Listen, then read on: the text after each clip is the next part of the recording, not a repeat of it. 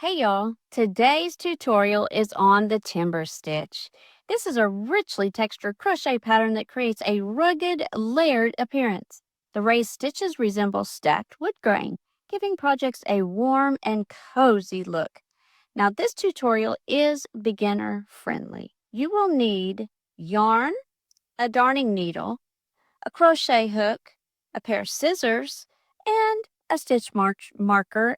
That's optional if you want to keep the sides of your project straight. However, you will see in this tutorial that it is a lot easier than you think to keep your sides or edges straight. I'm going to begin with a slip knot. Now, we need an odd number of chains, or some will say 2 plus 1, because you need 2 to complete this repeat, and you need 1 extra at the end of our row. So today I am going to chain on 15. Now that we have our foundation chain completed, we are going to work into the third chain from the hook.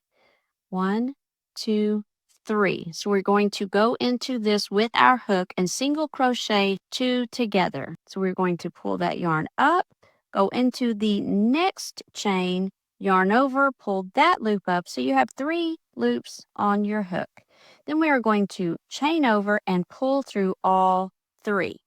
Now, since this is not a decrease, we have to chain 1 in order to keep our count correct. We are simply going to go back into the next chain, yarn over, pull that loop up.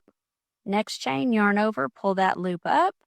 Yarn over, pull through all 3, and again a chain 1. Now, if you see that your rows or your foundation chain begins to pull, you can either size up for your foundation chain and go back to the hook that you would like to use, or sometimes it might be, I have found, that maybe you skipped a chain 1, so it pulls that stitch because you're lacking 1. So let's continue on this repeat to the end of the row. Now you'll notice at the end of your row you have that 1 that I was talking about earlier.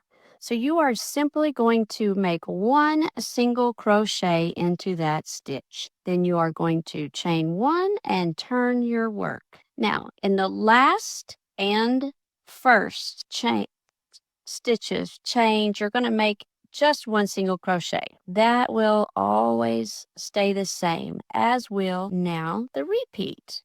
Make sure that you go under both the front and back loops as you make these stitches. And don't forget that chain 1. Now continue to the end of this row. I'll meet you back there. Now we are at the last stitch. If you had used a stitch marker, it would have been placed here. So you're going to go into that very last one. Sometimes it's hard to see, but if you remember that you always end with 1, you'll get it every time. Single crochet, chain 1, and turn your work again. Now you begin to see the stitch take its shape or texture. This is good for just about anything that you can think of, but especially for reversible items. Beanies, blankets, decor, scarves, basket sleeves, as it's hard to see the difference between the right and wrong sides. It is a beautiful textured stitch that I hope that you enjoy as much as I do. Now, if you like this tutorial, please leave a comment and let me know which color yarn you're going to use for your timber stitch project. And again, give it a like and thanks. Please subscribe